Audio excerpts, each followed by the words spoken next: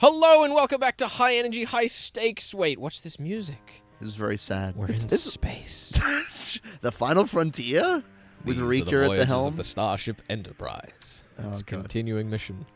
I don't even know. Like, I need to watch more Star Trek. I don't even know what positions I put them in. I guess Rika has to be like the navigator person, the person, you know, the lady who like presses all the buttons and just says like, "We're homing in on their signal, Captain. We're receiving a message." The ops person. That's the one. Mm-hmm. It's Rika, obviously, and Keiichi is the captain. Yeah, no question there. I guess Shion's probably the like weapons specialist, whatever. Worf is, whatever he is. Head of security. That's the one. So I reckon, Rena'd probably be Rena? ship's counselor. Okay. Who's science officer? Science. Neon? No, Setiko. Wait, in TNG we don't really have a science officer. There's no as science. such. Oh well. We have ship's doctor and we have Geordie LaForge, ship's engineer. Well, I mean, ship's doctor, I guess. Oh God, we can't look. We're not cheating out and going with Irie. Ship's doctor. We have to go with Irie. I guess we do. Oh. Either that or Takano. Let's go with Irie. Irie sounds good. Yeah. I like that. What other positions are there? I don't actually know. I haven't watched enough Star Trek. Well, there's in terms because of we're gonna get Neon and Setiko in there somewhere. Mm-hmm. Well, in terms of named characters, yeah. I mean, we do get lots of named characters, I suppose, through the course of the series. But we have Picard in the captain's chair. We have the first officer. The first officer. Will Riker. We have ship's counselor Deanna Troi. Neon is first officer, I think, which means that Setiko is Geordie LaForge. Sure. Done. Easy. It's too easy. And I mean, her eyes do look weird, much like Geordie LaForge's. They do look weird. They do look empty. Yeah. And devoid of, real organic life, much like Geordie LaForge's eyes. I suppose we haven't. That was actually not that difficult. Yeah, we haven't spoken much about Star Trek on this show, but I think it is important for viewers of the show to know that for the entire duration that we have been doing this show, I have been watching through every episode of Star Trek. He has. He's a Star Trek nerd at this point. He's gone full Star Trek nerd. Yeah, which is great. I saw the last Kelvin timeline movie, Star Trek Beyond. Okay. And I was like, damn, I want to go back and like relive the glory days. I got about 4 episodes into the original series, and I'm like, nope, I need to. Oh my God. I need to just go to TNG. The original series is like hot garbage, but I kind of love it. It's just watch The Naked Time, guys. I say it every time. It's a fantastic episode. It's not a bad show, but it hasn't aged particularly well unless you're invested in the charm of it. And I skipped it so that I could be invested in the charm of TNG and come back to it later. Sure, for sure. I've just gotten up to the end of season 6 of TNG, and I've decided to go and watch Deep Space Nine and Voyager so that I can come back home before I Deep Space Nine, Voyager, Enterprise, the original series, and then the final season of Next Gen. You are really like watching a lot of Star Trek. I really am, but it's curious because, obviously I've been invested in performance and media my entire life, and that's like where my career is at as well. Sure. But it's interesting to like look at a franchise that is long running and has such a wild history, like Next Gen. Sorry, like Star Trek as a whole. It's a roller coaster, right? And like seeing how different producers have influenced the show in certain ways, and how different actors have elevated and razzied the show. Because like the original series, the acting is entertaining but not very good. Whereas then Next Gen, you have like all of these, Shakespearean trained actors who elevate the garbage scripts of the show far beyond anything they ever should be. Yeah. But then it's also like really interesting to see where you can tell the weak episodes because the good actors can't carry it as much as they can. Yeah. I think the thing that's been really interesting to me is because I haven't watched a lot of Star Trek. I've watched the first, I think, 10 episodes of the original series. Yeah. A couple episodes of TNG. And First Contact, because that's really all you should really watch. It's the best Star Trek thing I've watched ever. But, entertaining anyway. But it has been fascinating watching Red Letter Media, who is the best show on the internet, obviously. Disagree. And seeing their hot takes on the new Star Trek and how terrible it is, which has been great. But the thing that I've actually been really fascinated about is that I've been looking at like examples of the TNG show versus the movies. There's a scene in the series where like the rest of the crew is trying to like get Picard to like celebrate something, and he says like I definitely don't sing, and then the video I was watching like cuts immediately to him just like carrying like this orchestral like opera through the ship as he's like shouting and singing in one of the movies. Yeah. Like how completely different Picard's character is. Like he's so much more expressive and aggressive and emotional in the movies. Well, that ties how in... like together he is in the show. Yeah, I mean that ties in nicely to what I was going to talk about here. In that, because that show was so long running, there are so many things that I think different sections of the fan base have gotten attached to and detached from. Sure. Particularly when you look at Picard like that, because the latest series, Star Trek Picard, focuses on him as a much more emotional... As an actor. As a French, an actor of French descent.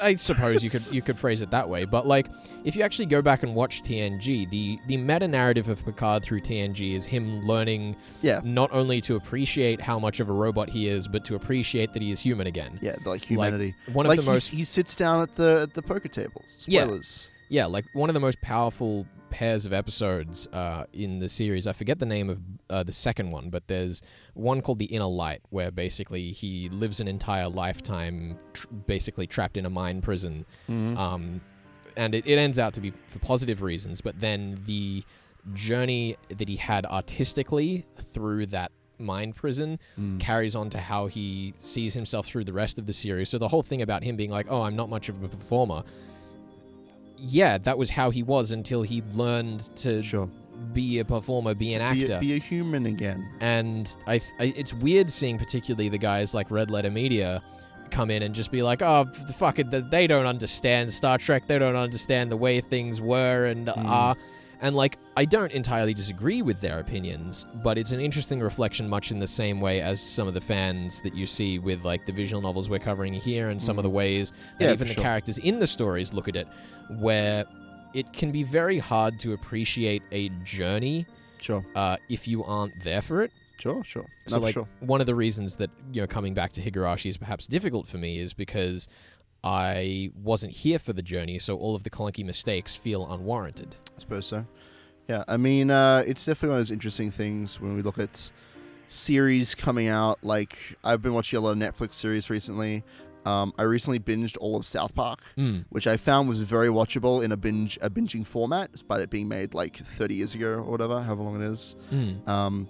Yeah, I don't know. It's just one of those things, I guess, where if you, like, with Picard in particular, with this idea of like we're following this journey that this character's on to become human again, and at the end of this series he reaches that point, he reaches the end of his character arc. Like, is there a reason to go further and say, well, this is the result of him finishing his character arc, or should we just say this character has finished that arc? Yeah, let's just leave that be. I mean, we're not at the end of the season as of the date of recording right now, and I mean, I don't know, and I do know that they're already booked in for a second season, so it'll be interesting to see how they carry that through. But I think that particularly, you know, looking at Higurashi and Umineko as an example, I often, I mean, I've heard you say that one of the reasons that you like indie creators is because you get to see them go through the journey of being, you know, the underdog and then kind of figuring out their style and getting to it. But one of the things that's really surprised me about Star Trek is that it has done the same thing when it's like one of the most name brand iconic franchises in the science fiction world. I mean, that's the thing. We expect that, and this perhaps is something we could talk about Keiichi with. We expect that now that we've watched that journey, we've watched like Star Trek, the new generation, go from being kind of okay to amazing and then ending, and now Discovery or the new Picard series is not as good starting out. Like, we expect that it will be as good as the ending of TNG. And I think it's the same kind of expectation that a lot of When They Cry fans had when Keiichi came out. Totally. Yes, Keiichi will be as good as the end of Umineko, which has been building on, or Higurashi, which has been building on these 8 novels, and that's just not going to happen. Like, I find that whenever I start a new series, even if it's by an author that I love, I always have trouble getting through the opening chapters, and I definitely felt that with Keiichi to kind of bring it back around to Ryukishi. I mean, I remember when we were doing Domineko, we were talking about like pilot episodes and how like Sherlock had a really strong pilot episode but then didn't sustain. And I mean, there are some writers and directors out there, like Stephen Moffat in particular, who's really good at the start of a show but then kind of runs out of steam, whereas other creators like Ryukishi, like the team behind Star Trek, seem to take... build. They tend to build a lot more. Yeah. And it's just been a very interesting microcosm of media to kind of be doing Ryukashi and Star Trek at the same time. Sure. Because to my mind, they really have a very similar artistic evolution. Sure. When, if you look at the scale and style of the production, they're so vastly different. Yeah. I mean, they both started out very, like, genuine and flawed and have grown into something, much more than that. Something very, like, culturally recognizable, I suppose. Though obviously Star Trek is a lot more globally recognized, especially in the West. And I mean, there's a lot of debate to have about like the values of the original and current pretense of the franchise with, optimism and escapism versus social commentary. But I don't intend to have that right now. I just want to let you know that we are aware of that discussion, and I'll maybe drop a couple links in the description to, if you're interested in chasing that up and like looking at how works should react to their environment. And I mean, looking at how Ryukashi has reacted to his environment here and reacted to his previous works in other writing. It's just super weird to see those parallels in something that if you'd told me about it beforehand, I wouldn't have expected. Yeah, I mean, there's all sorts of parallels we could draw. But of course, at the end of the day, when it's coming to these, plucky stories, they have to get better as they go along. I've spoken about Ruby a couple of times in this show. That is a show that starts out plucky and genuine, gets better, and then like plummets. It's almost like the uncanny valley in a way, where it's like it gets better and better and better, then just nosedives and starts to climb back out Ruby again. is a show that isn't ended yet, but I think that particularly with the way that the writers respond to audience feedback, I think there's a very low chance of that story reaching that very admirable state of having its own voice and message that kind of stands out from the crowd. But yeah, anyway, it's the sort of show that I think could have reached, my Elgunish Shive, which I still read every day, or my Ryukashi stories that I still go back to every other day, or your Star Trek. But it's not going to get there. I think we'll see. Maybe I'll pull it out. Maybe we will. Anyhow, we should get on. I believe this is you. Yeah, this has got to be Rika. Like, I wouldn't have picked her as one of the representatives. I wouldn't have thought that she'd be chosen despite having, experienced the story before. Yeah. Anyway, I never thought I'd be chosen as one of the representatives. I'm not a very good speaker, so really, Rena or Shion should have been picked instead of me. But I just couldn't refuse when they told me that Sadako's best friend should be the one to go. They told us to sit on the couch inside the visitors' room. The counselor, the manager, and the head of the office were there. The way they treated us was improving every time we came. I didn't know if today's appeal would change anything, but I was starting to feel the direction of fate shift little by little. Oh, it's a ghost girl. God damn it. She doesn't come on screen frequently enough for me to actually, nail her voice. Flesh out the voice, I hate it. It's alright. It's a learning experience just like the novel, like Star Trek. I know. Here, let's repeat that entire 15-minute discussion again. Let's go. But just about Hanyu. Well, Hanyu starts out as a very engaging character, but then you realize she has these giant horns growing out of her head, and you realize, is she even a real person? That's crazy talk, Ben. What do you think, Rika? Things have changed dramatically in only a few days. I have no idea what will happen next. Hanyu appeared beside me. You don't say. It had been a while since she showed up. You don't say. She was wearing a kimono. Hanyu was assuming that we still wouldn't be able to save Satoko in this world either. She always felt it was best to just watch what happened without hoping for a positive change.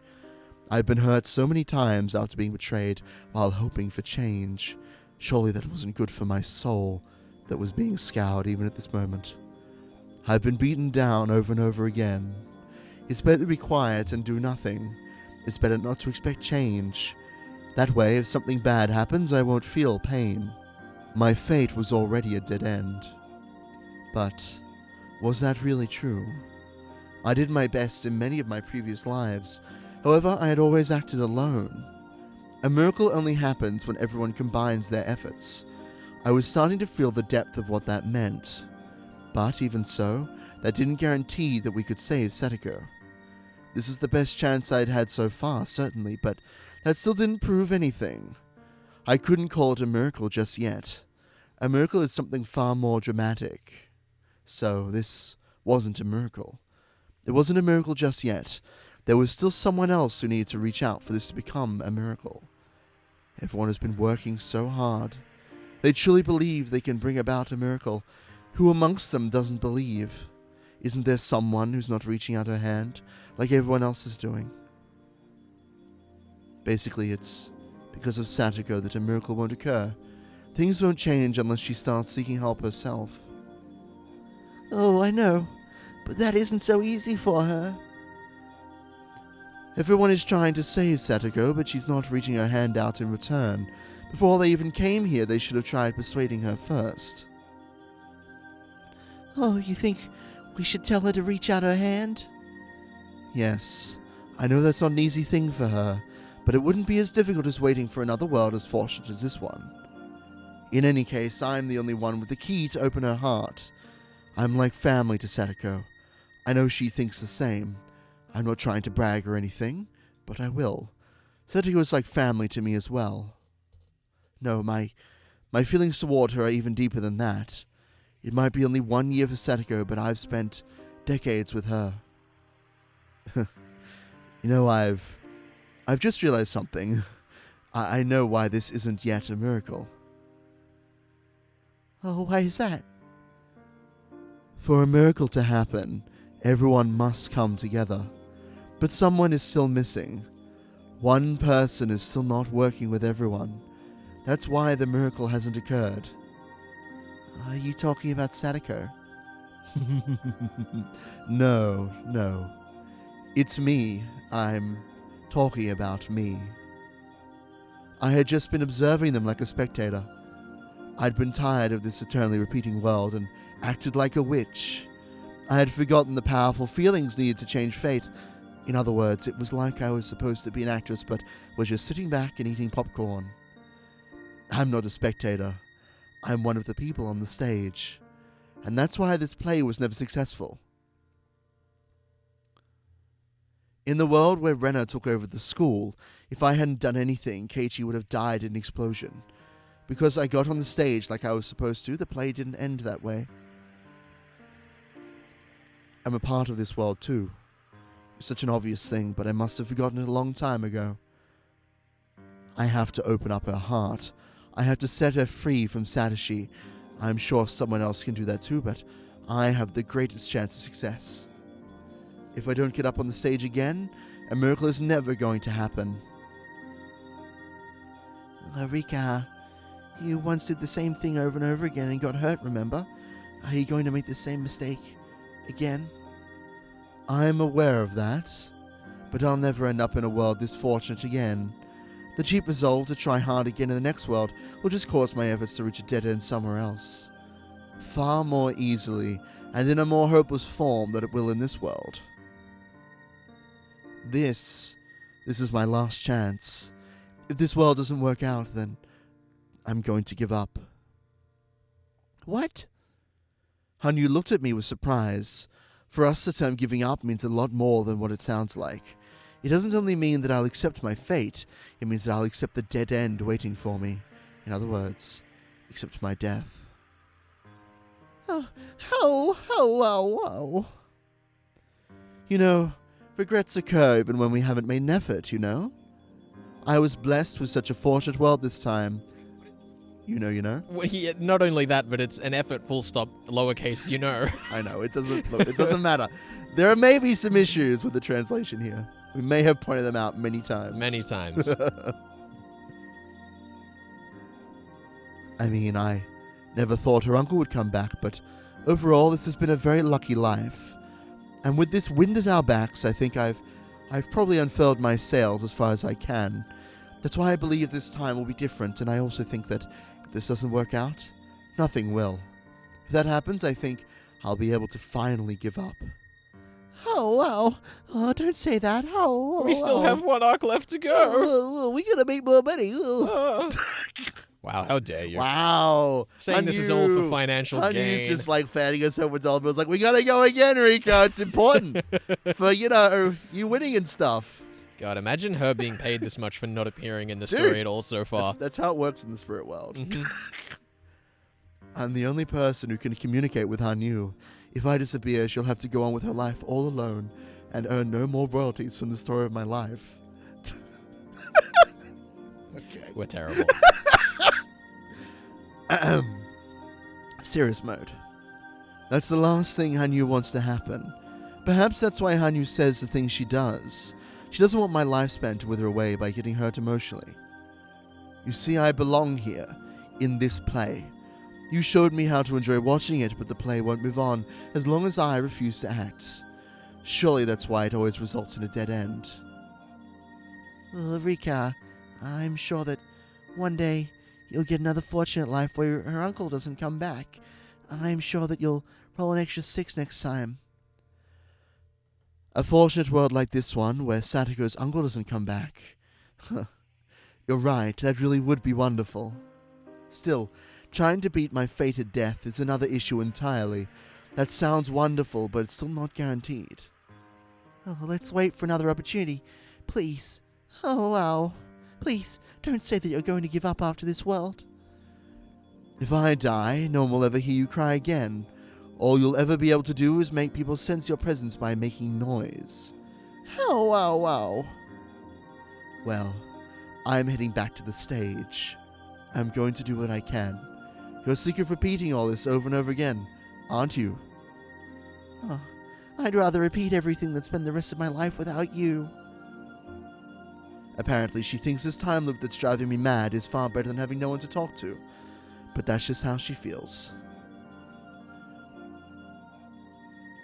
God, who just spoke? It was Hanyu, right? I think so. I think so. I want to overcome fate and see what's waiting in the future too, but it wouldn't mean anything if you weren't there with me. Oh, well. I think I mixed that up. Oh, well. Do you want to just take a point?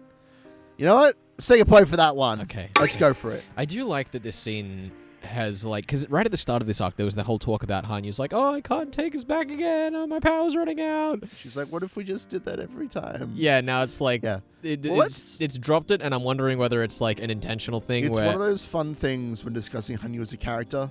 A lot of people don't like her very much because all she does is complain. But putting that aside, is she, like, really actually just a selfish person is the question here that is kind of being prodded into you. Yeah, and I mean, even beyond her own characterization, if you just look at her as like a reflection of Rika's personality, sure, where it's like Rika comes into this world like, oh, I'm nearly out of power, I want to give up, I'm so fucking sick and tired of this, and then she starts to get drunk every day. Yeah, and then she starts to get hopeful again, and then Hanyu's like, oh, I have power again. Yeah, sure. It's like, and it's like, she really just seems like this inner voice where her complaining about everything is Rika like questioning her own actions to some extent. No, I feel that. I am sure that's similar to my own claim that there's no point in living past June 1983 if I'm the only one who does. My ideal future is to survive past June 1983 and let the happy times continue like always without anyone missing. Hanyu feels the same way. She doesn't want a world where I'm not by her side. We're repeating this world only because we wish to do so. It wasn't just Hanyu's power, it was one that we shared together. Thank you very much. Hanyu wants to be with me, just like I want to build myself a happy future. We both want the same thing. But if I refuse to repeat the world again, my long life would be over. Yet I never refused, no matter how sick and tired of it I was. Over 100 years, I kept believing that something good would happen eventually. However, our power is weakening, and we can only go back a few weeks at most. We have so little time left to try and change our fate. See, suddenly it's back now that she's questioning herself again. It's like it seems arbitrary for the purpose of serving her emotions. Yeah, sure. If we keep it up, eventually we'd only be able to go back to the morning of the day I was going to die. That'd be a dead end for sure. I don't think a life this fortunate will ever come my way again. If my time was unlimited, I'm sure this will eventually happen, but I can't count on it happening in what time I do have left. Hanyu told me to wait for another chance because she doesn't want to see me lose myself, but she isn't feeling the time limit like I am. It's a nightmare to die over and over again, but before I end up in that hell, I want to pull the curtain down with my own hands. This is going to be my last world. If this one doesn't work out, I am not going to repeat it again. Oh, wow. Oh. Let me translate what she's trying to say. This world is no different from any other world. You're not going to win, so don't bet on this life. Your lifespan is not as short as you think. You should wait for your next opportunity in this endless June. Stay with me until then. Stay with me and wait for the next chance. That's what you're trying to say, isn't it? Oh, wow. Then why don't you just pray for us? Pray that we can persuade the Child Consultation Center and save Satoko. Pray that I can defeat the fate of 1983. If I overcome this fate, let's do all the things I promised I'd do. Let's eat this year's watermelon while enjoying the evening breeze through the window. What kind of fall are we going to have? How much snow are we getting this winter? Let's enjoy the weather. Let's enjoy all sorts of things we've never seen. Let's watch the next episode of that TV show we like. Let's enjoy our future together. Oh, God, you'd have... Oh, my goodness. You're stuck in the middle of a season for all eternity. Yeah. That's some half-season finale bullshit right there. I'm surprised that Rika didn't do that, where he's like, Rika watches the same show every time, but she never laughs. Like, that's totally Well, she did have that moment earlier on where she was saying that she'd, like, gone through so many shows that she'd, like, run out of what was on TV. Sure. It's not like they have streaming in 1983, Benjamin. I mean, like, that'd be a fun little through line between the different arcs, is what I meant. It'd be a fun, like, background of it. Like, man, Rika really just doesn't enjoy the Barney show for some reason. That's weird. Kids like her should love it. Satoko loves it. You always said we were going to work hard until that day came, but it's not fair for you to say that we're going to give up when just this life doesn't work out. I'm sorry that I couldn't keep that promise. How? I'm sure that we'll overcome this fate. You'll be there with me, aren't you? Let's look up at the blue sky when that happens. I'm sure that the sky of the summer of 1983 is more beautiful than any sky we've ever seen. I'm sure I'm going to make a miracle happen in this world. God didn't design humans so they could redo their lives over and over again like me. People usually only have one chance, yet they can still make miracles happen with effort. They work so hard because they know that they'll never have a chance to do it over again. That's why miracles occur. But if I can't make one happen with all that, I just have to give up. I don't need another life. I'm going to make a miracle happen in this one. My friends taught me that. They taught me that miracles can happen when everyone works together. So it's going to happen, and we will make it happen. We're going to have a wonderful future in this life. Oh, Rika. Oh, wow. Oh, wow. Hey. Hanyu disappeared, sobbing sadly. She was no longer in my sight, but I could still talk to her. Hanyu, we're going to have a bright future in this world. Just trust me. If you would just give me your power, it might be easier to make a miracle happen. This is the best possible stage I can hope for. The actors on the stage and the audience before it can help each other. If you wish, you, the audience, can change the story too. Don't you fucking do it. I've made my decision. I'm going up on the stage. You just gotta believe, Felix. Don't give me any goddamn buttons. You gotta believe. Don't give me buttons. Don't give up, Felix. Believe in the dream. I'm not going to complain anymore. I'll do my best, just like Keiichi and my other friends. I'm not going to make any more excuses. I'm not going to wait for another fortunate world. I have to do my best in this one. And you really can play this game of Mahjong against Oishi and Keiichi to help my chance of success! It's time to Mahjong! I'm not talking about my decision to die after this world is over. I'm just saying that people are meant to have only one chance to live. That's why they work so hard. Because I had so many chances to redo my life, I haven't been working nearly hard enough. I was never able to make a miracle happen. In my previous life, Rena took over the school. Because I got no way, Keiichi made it in time to stop the explosion. The story changed because I decided to get up onto the stage. I'm a little disappointed he used the exact same example twice. Yeah, he was like, I should go back to Rena because she's cool. Perhaps in my other lives before that, I could have changed my situation if I worked hard enough without giving up. But I kept giving up so easily and eventually lost my interest in those worlds. And so a miracle never happened. A miracle never happened because I was always relying on the fact that I would have another chance. Hanyu, I hope you can understand. Please, don't be sad and work hard with me in this world. I couldn't tell if she understood me. assertively spoke to the officials about how much danger Sadako is in.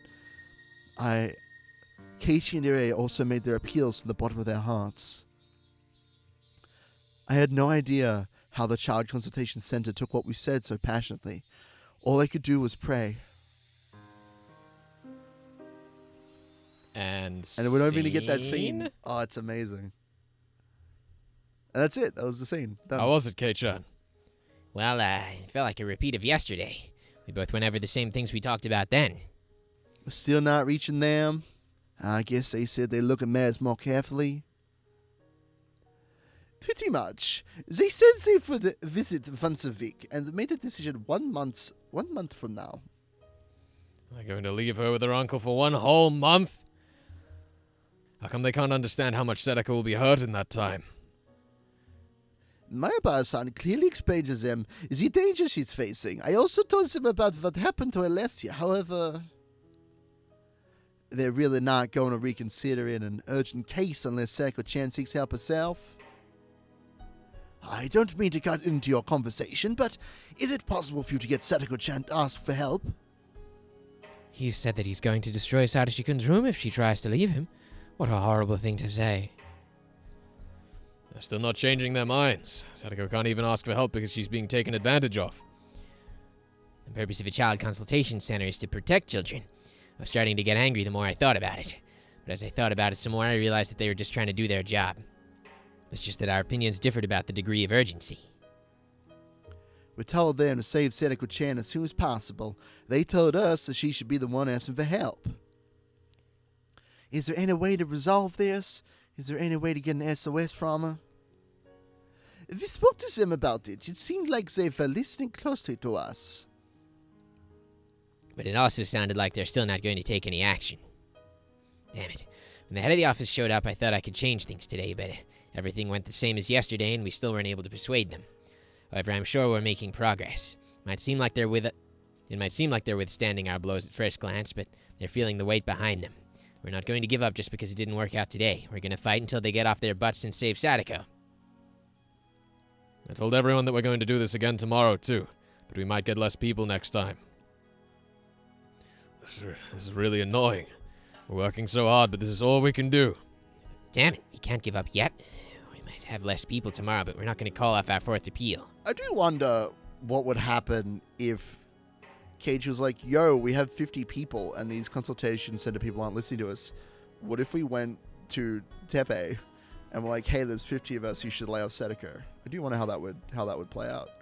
I have if that would be more effective. Who knows? Just scare them off. Even if no one comes, I'm going. I'm not going to give up until they agree to help Sadako-chan. Same here. I'm never going to give up. Thank you, Mion.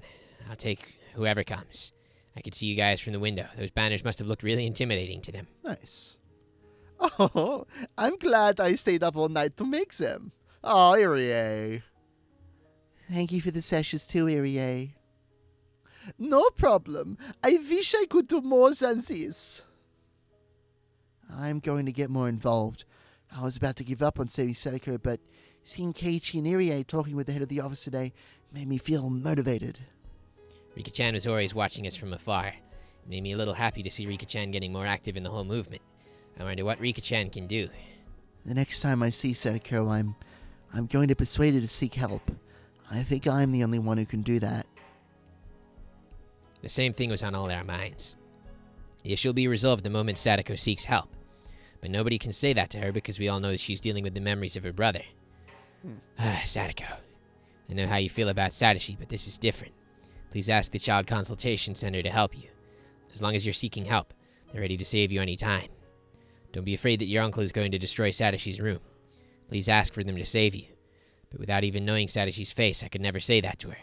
The only person who can ask her to seek help is Rika-chan. She's been living with her for the past year, and she's like family.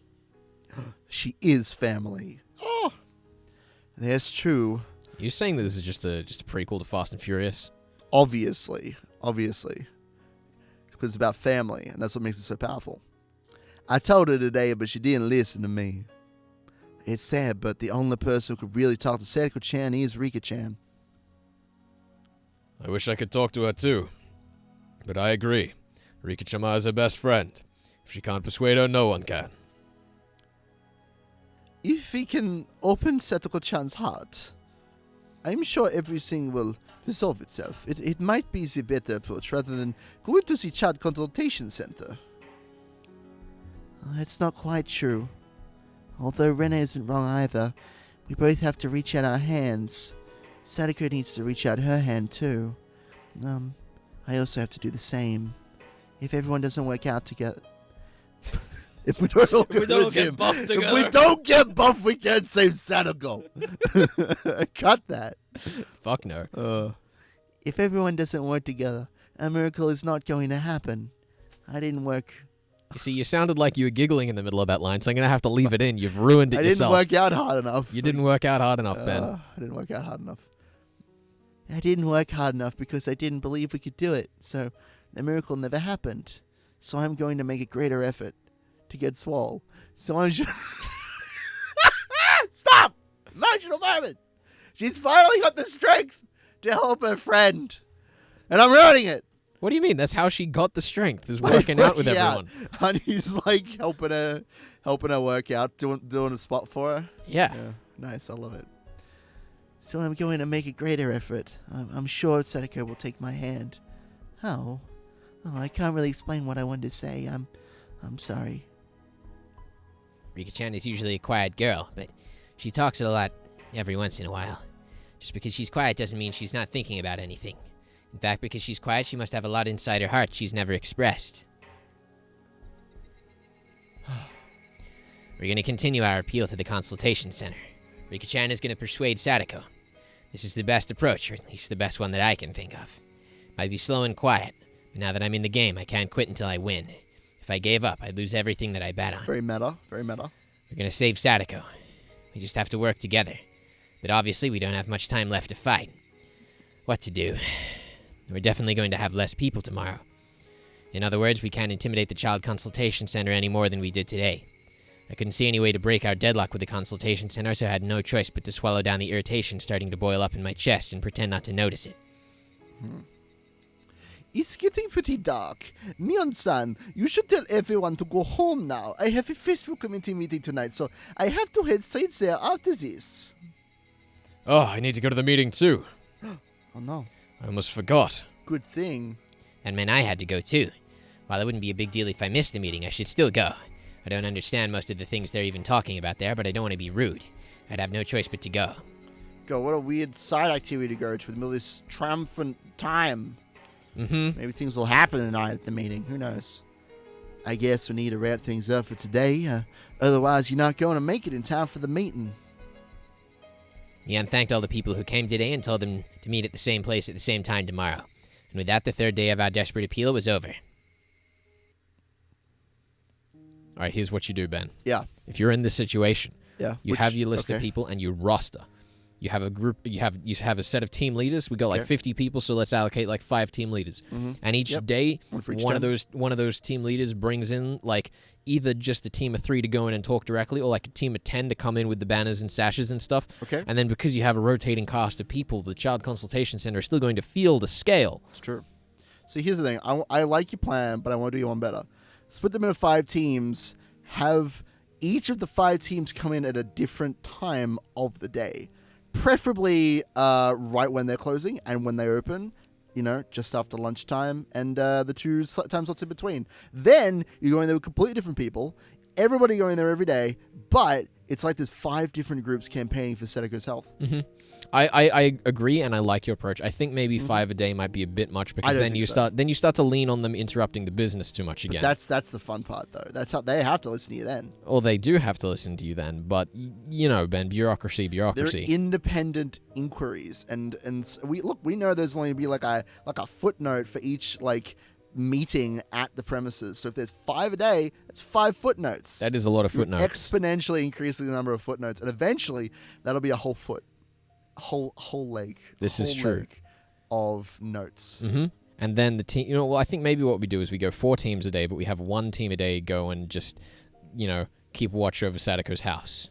And it's like they don't go with the banners and the sashes. They just go and stare at the windows. They go in camo. Oh. They just look at the windows. So every time Tepe looks out, he sees people glaring at him. So he knows he's not welcome there. Do you think he looks out the window very much? Well, I mean, we heard in that tip that he saw that people gave him funny looks in the village. And if he doesn't go outside, that means that he must look outside his windows. I don't think he... No. He was going outside and then he was Ben, like... you're looking at this too sensibly. No. He was like, everybody's looking at me funny, so I'm going to stay inside and not look out the windows. Well, I mean, listen. So all I'm saying is that if you popped his windows out, he wouldn't even notice. That's how we drive him out. We take away his windows. Then the draft gets in, he gets all uncomfortable, and he's like, Sadako, clean the windows. She's like, but there are no windows. Like, yeah, there are. He doesn't look out the windows, so he doesn't know. He goes to look at, he goes like, see, there's a window right here, and just falls straight out. Falls out the window, cracks his skull. Problem solved. Problem solved. Easy. That's how we defeat Tepe.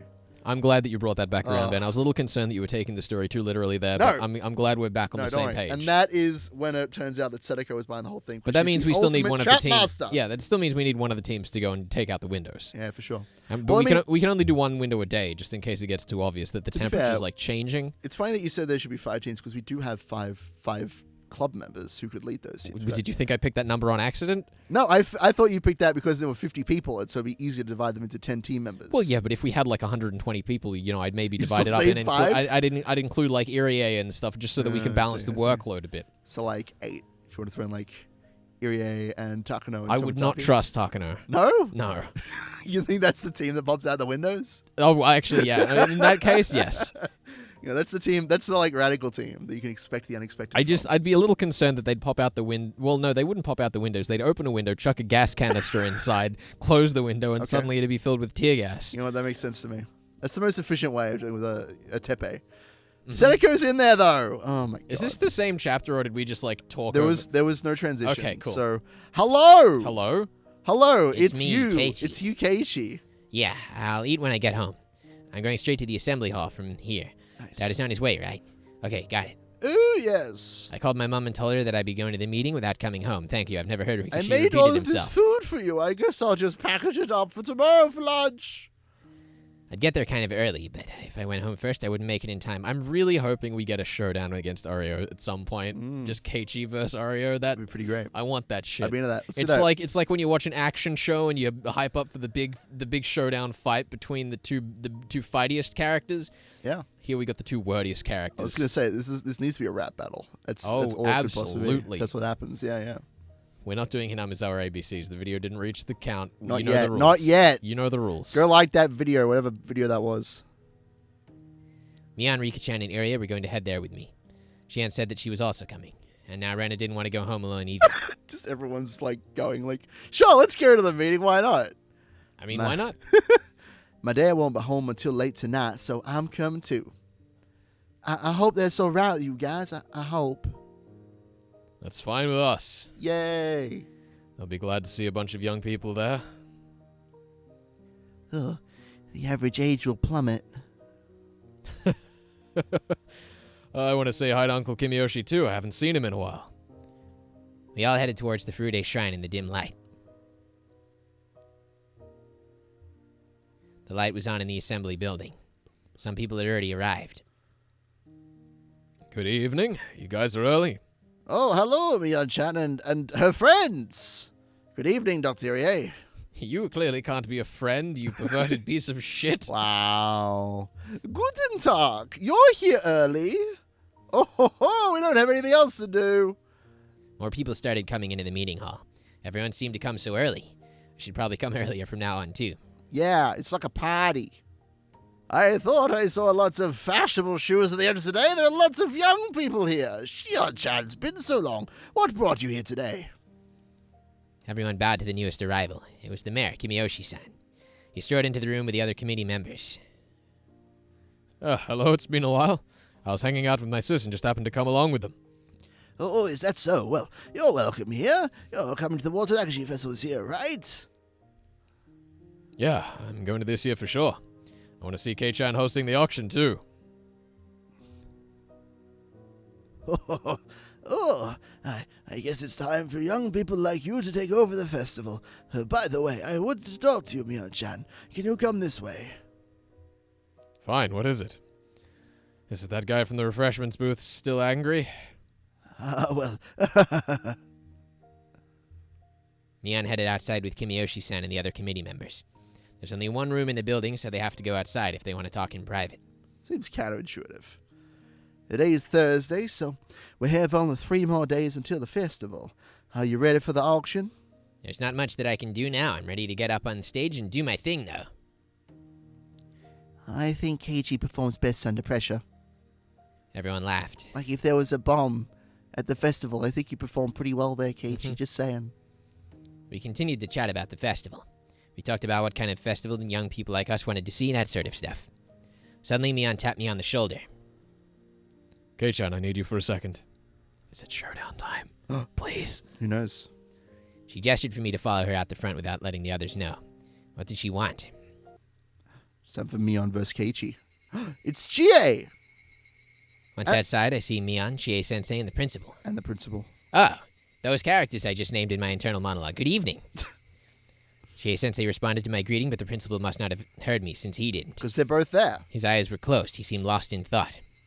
That sight caused our happy, chatty feelings to cool off quickly.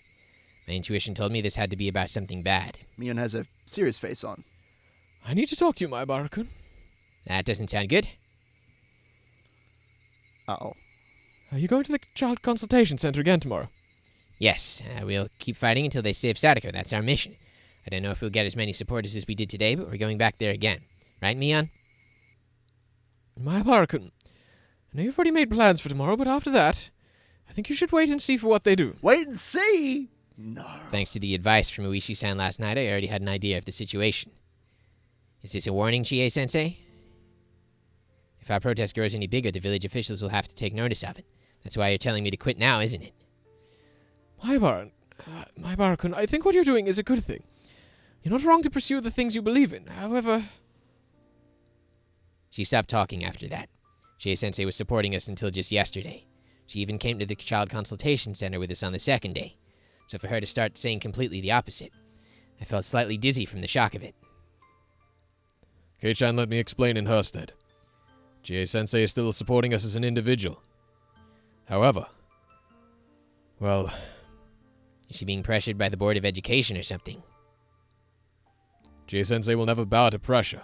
You have no idea how courageous she is. She ignored the Board of Education and came to this village when the Hinamizawa branch school was still not approved by the government. I think Mion told me about that story before. School was closed when the dam conflict happened. However, the village children still came to the school to learn.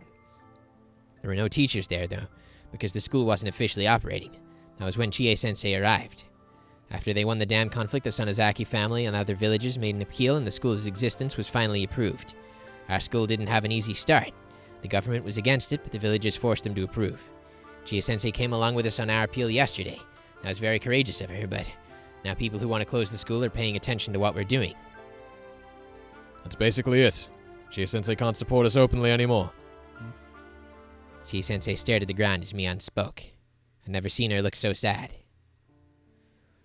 If it was just about me, I wouldn't care what happened. I don't want to be a teacher who can't even fight for her own students. But I can't put the whole school in jeopardy. I don't know who told her this. Whoever it was, they warned her not to escalate things around Sadako's case. They were threatening the existence of the school to make her obey and pressured her with responsibility she couldn't take on her own. You know, yesterday, Uishi-san told me something similar. In this exact same spot, too. Yeah. He warned me that if I kept escalating this, then I'd be fighting against the elders who still don't like the Hojo family. Or something like that. He told you that? Well, he's not really wrong. Mion looked at the ground along with Chie-sensei. I always thought Chie-sensei and Mion were stronger people. Seeing them both hanging their heads like, this is hopeless, made me feel like we were being pushed into a dead end, and I hated it. You're just at the Child Consultation Center with us. You told everyone to come again tomorrow. That's the Mion I came to this meeting with, so... When did she get swapped with this weak Mion? When I said when did she get swapped, I immediately thought of one thing. The mayor took her outside the building earlier. Did he... I see. He called you out here to talk about this, didn't he? Well, kind of. It felt painful to see her fake smile like that. She was only out here with him for about 10 minutes. What the hell did he tell her that crushed her spirit? Mion, Chie-sensei, the two of you are the strongest people I know. I respect you very much. I can't even imagine what kind of pressure would cause you to change your opinions overnight. I didn't feel like getting mad at them. they're just as passionate about saving Sadako as I was. Towards them, I felt nothing but pity. My Barakun, I don't know what to say. You don't need to apologize. I could feel an angry tone entering my voice. I'd had enough. Tell me something. Why do the old people in the village still hate the Hojo family that much? The damn conflict is over. Sadako's totally innocent, isn't she? Why do they still hate her so much? Who hates her? Whose fault is this? I'm going to have a chat with whoever this is. What is the root of the problem in this village? I don't think anyone actually hates the Hojo family. What? What are you saying? It's true the Hojo family was the enemy during the dam conflict. The whole village believed that. But after Sadako's parents died, people started realizing she was innocent. But no one ever came forward to forgive her. I can explain why. Yo, she slipped out of the damn shadows. Shion. It wasn't just Shion who appeared. Renner and Rika-chan were there with her. Damn. They'd come out to check on me and overheard what we were talking about. All in the shadows. After uniting to turn the Hojo family into their scapegoat, the village is still living in fear. Not because they're scared of them. They're living in fear that if they end up connected to the Hojo family, they'll be made a scapegoat by the village too. In other words, if you help a member of the Hojo family, you might get attacked by the village just like they did. They still feel that way years after the conflict. Is that true? Everyone was always nice to Sadako-chan at school. Only the old people are involved in this. However, they're the core of the village. They all believe the leader of the Sonozaki family. My granny still hates the Hojo family. But that's not true. Granny is also afraid. She thinks that if she forgives the Hojo family, the other elderly people will lose their trust in her. Politics. This is really complicated. So what do you mean? Who am I supposed to punch in the face? Everybody. The truth is, no one really hates the Hojo family. They all think we should forgive them, but they can't come forward with that opinion. They're convinced that everyone else still hates the Hojo family. So, everyone is misunderstanding each other? That's right. You can ask all of them individually. You see that no one really hates Sadako. Her parents' death marked the closure of that hatred. After her parents died, my grandma told everyone not to bother the Hojo family anymore. However, she didn't tell people to forgive them. That's probably because of my father. Rika-chan's father? Why is that? My father was so laid back that people started saying he didn't deserve to be a leader in the village anymore. Rika-chan's dad was a very relaxed guy. I think that helped him calmly resolve things. But at the time, people who were burning with anger about the dam project were looking for a more aggressive leader. So my granny came forward and acted as one in order to unite the whole village. And because of her role as an aggressive leader, she can't publicly announce that she's going to forgive the Hojo family? Yeah. Old people put a lot of stock into not changing their minds. She can't reverse her policy so easily. But that's terrible. People are refusing to forgive Sadako-chan and then blaming it on everybody else. They can't forgive her because they're afraid of what other people might think. That's awful. Welcome to politics. During the dam conflict, a few households actually thought it would be fine to vacate their homes, since they were getting compensation money from the government. But they couldn't say that out loud. The Hojo family, however, came forward with their opinion and announced that they were willing to vacate. Those households gained courage after seeing the Hojo family, and they almost established a group of people who agreed to leave. I'm sure you understand this after today, but in order to effectively protest something, everyone has to have the same opinion. It's important the whole village is on the same page. Before the dam conflict, Hinamizawa was tearing itself apart instead of waging war. They said that it was because my father was such a lazy leader. He never thought that they'd actually build a dam. He believed that we could reach a peaceful resolution just by negotiating. People thought that was why some families started agreeing to leave. Suppose the plan to evacuate? That sounds strange. This is the first I've heard of that.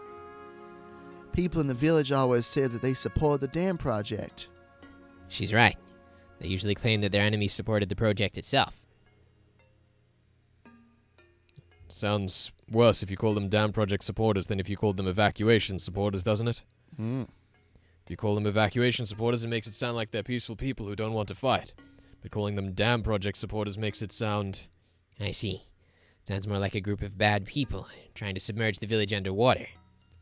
That's how myths are made. It's all about appearances. Coach, it appeared. Everybody's here. He came outside after noticing how long we'd been gone. Do you remember when they said, we go outside of the building so that we can have private conversations? Yes, I do remember that. And now everybody's here. God damn it. The village of Hinamizawa was brimming with a sense of unity. Mr. Furude was not able to unite the village. The Sonozaki family figures that they could seize power if they were to take charge of that unity. I'm starting to understand now. Let's phrase it a different way. Repeat it, if you will. In order to unite the village, they attacked the Hojo family, they being the Sonozakis, who betrayed their sense of community of Hinamizawa. They used them to intimidate the rest of the villagers, that being the other people there. I've had it with you. People that being... Stop. Just stop. People became afraid of the Hojo family, so they changed their minds and started protesting against the dam project, that being the one laid down by the government. They held that if you interacted with the Hojo family, you were probably a supporter of the dam project yourself. That's why everyone kept their distance from them. They acted like they didn't even see them. When someone from the family talked to them, they ignored it. Initially, they were targeting only Setoko-chan's parents, but eventually the whole family was seen as a target. As a result, her uncle and aunt were caught in the line of fire too. It's kind of ironic that was the reason they started abusing Setoko-chan to begin with.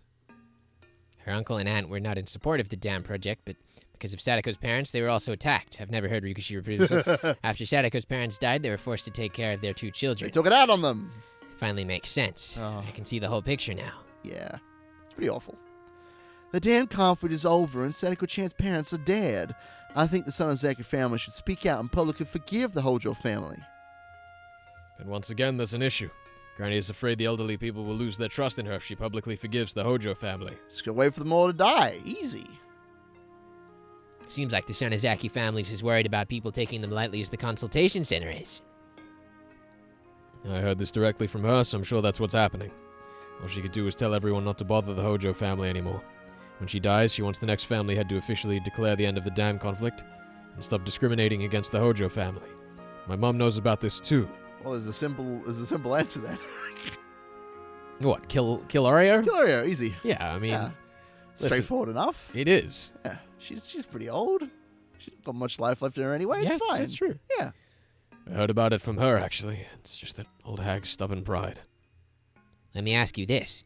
Sounds to me like the mayor and his people threatened Mion and told Chie-sensei they'd close the school. How about them? Do they still have bitter feeling toward the Hojo family? Bitter feeling? It's ridiculous. Even Uncle Kimiyoshi thinks no one in the village hates the Hojo family. It's just sad. The sit-down conflict hasn't completely ended for these people. They're still afraid of being badmouthed behind their backs if they interact with the Hojo family. But people like you and Rika-chan interact with her. I'm young and I don't have many ties with the town council either. Plus, Rika-chan is special. She's the reincarnation of Oishiro-sama. Oishiro-sama was the one who brought humans and demons together, which means... She was able to live with Sadako even though Sadako's not accepted by the villagers. After hearing all of this, I'm beginning to understand how difficult it was for Sadako to live in this village.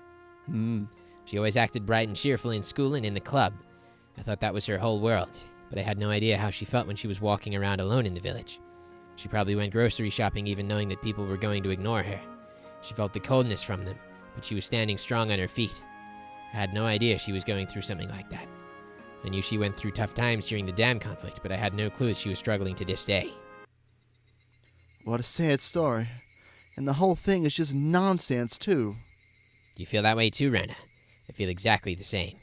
That is a tautology That is right what there, she Keiichi. said, yes.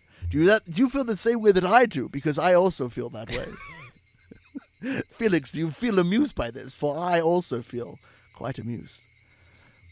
No one feels bitter towards No, you Sadako. see, you made a mistake. God there, damn Ben. you. made What a do you mistake. want here? It's You're right. you feel amused too, Felix, because I also feel the same You know what? way. You missed You're right. I did key miss tautology. I did miss the tautology, but I was going to just keep going. And now we got a whole tangent going on about English. Y'all trying to I'm mess sorry. me up. Y'all trying to mess me up. No one feels bad about y'all nonsense. Goddamn. Do your line, Ben.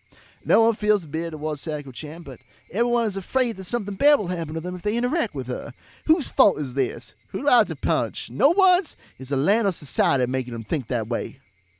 It's no one's fault, yet they're so worried about everyone else's opinions they can't forgive her.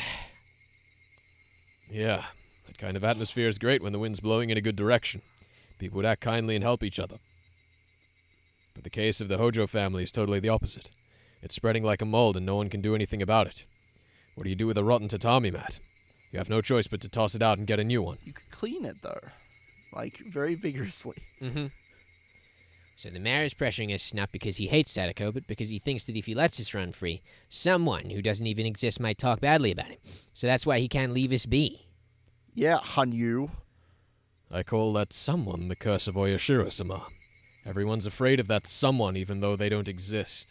But that someone doesn't exist and they're not a real person. Shion's theory sounded interesting. Everyone follows the rules because they're afraid of that someone. However, even the leaders of the village are afraid of the same thing. Everyone in the village is following the rules because they're afraid of someone who doesn't even exist. I've never heard Rika repeat himself. They still follow the rules of the dam conflict, thinking that they'll be cursed if they forgive Sadako. Who the hell is that someone? They could only call it the curse of Oyashiro-sama. Oyashiro-sama cursed the Hojo family because they supported the dam project. They still believe that, and Sadako is struggling because of it. But Honey would never curse Sadako. Oh, well, there we go. Fucking nailed it! Oh! Wow, Ben, I'm amazed. Who could have seen this coming? Oh, my God. Here we go. All Stop right. peeking your mic. No, you. You irresponsible boy. I have to be. Well, I'm excited. Oyashiro-sama will not curse Sadako. She thinks Sadako is adorable. Please, don't use her name for something horrible like that. Rika-chan made a sad face. Ooh. She's the shrine maiden for Oyashiro-sama and the reincarnation of Oyashiro-sama. I don't think there's a curse in this village at all. Everyone is just convinced that there is. If that's the case, this isn't the Child Consultation Center's fault at all. The whole village bears responsibility. Damn right.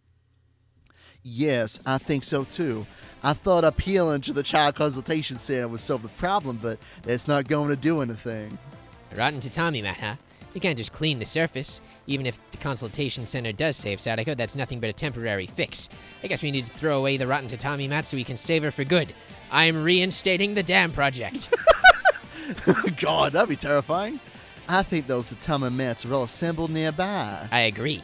Most of them are within a 20-meter radius of here. Get the flamethrower.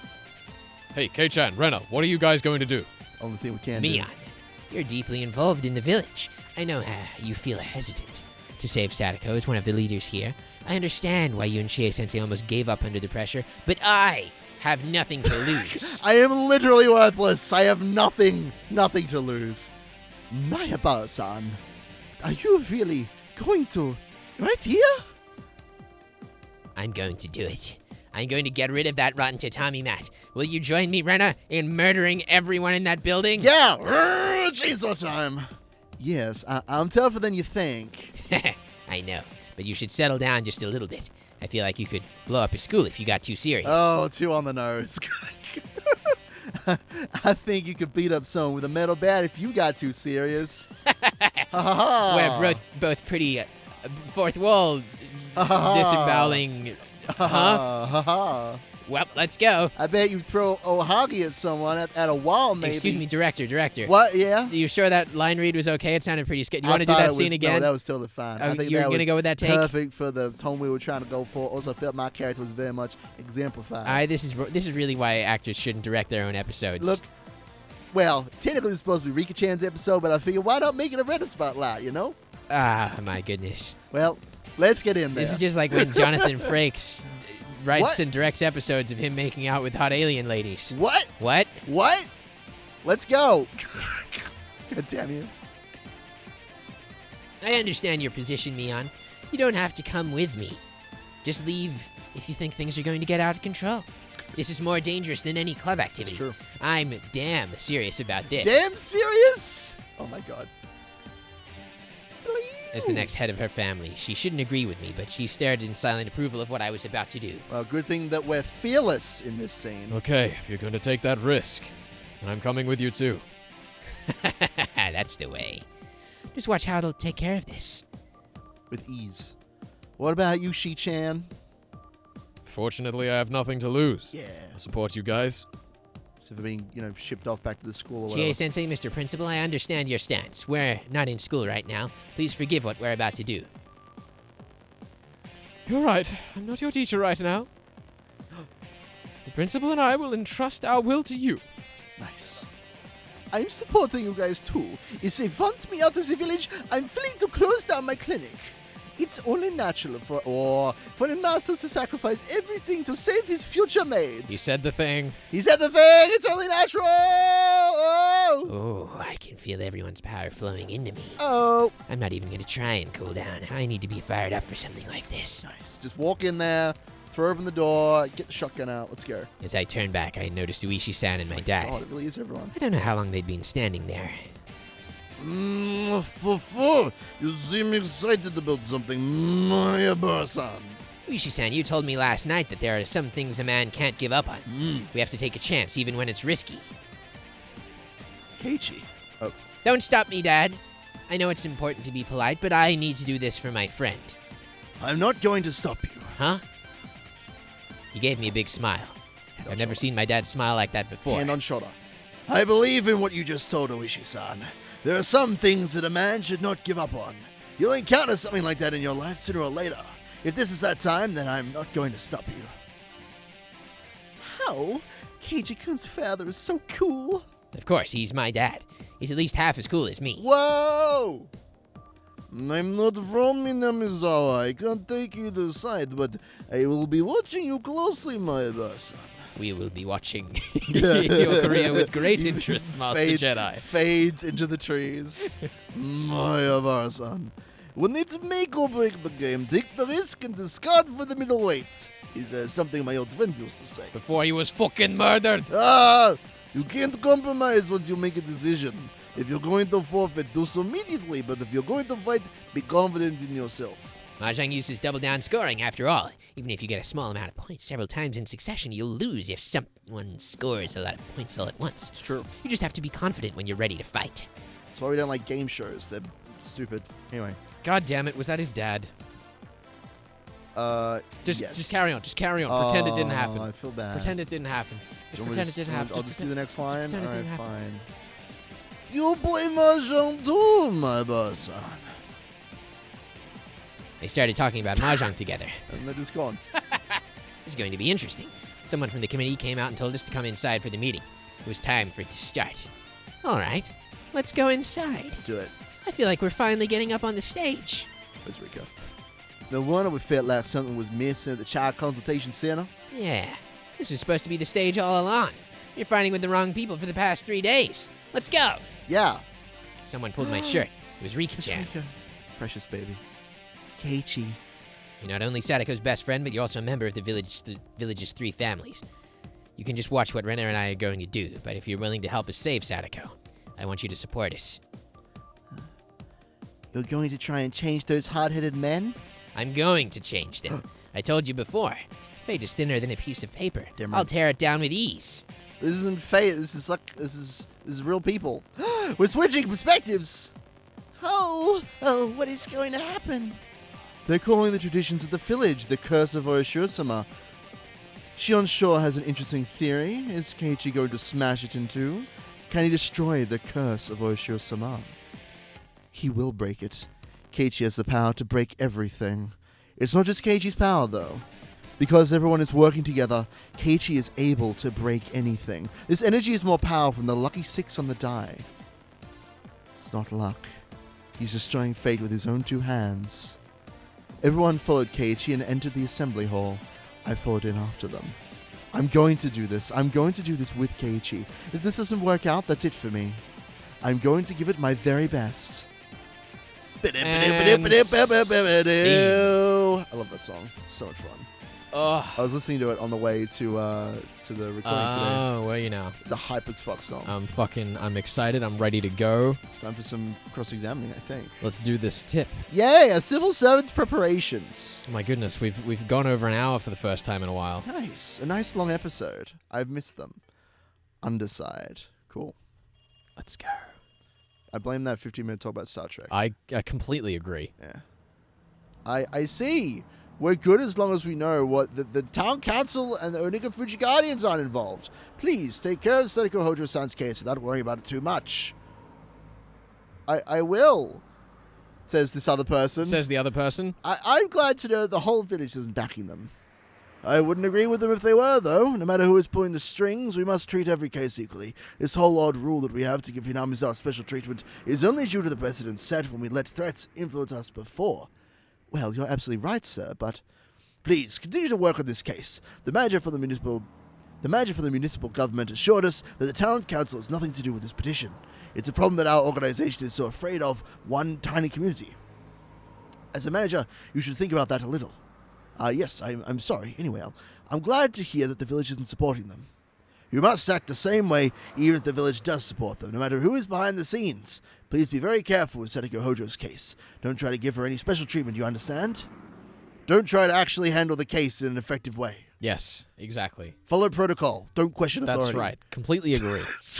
Anyhow, I'm very excited to get to tirade as Keiichi. Yeah, it's time for Keiichi to put his lawyer's hat on and finally do the thing. Finally. I've been waiting for this. I guess we'll see you next time. Next time.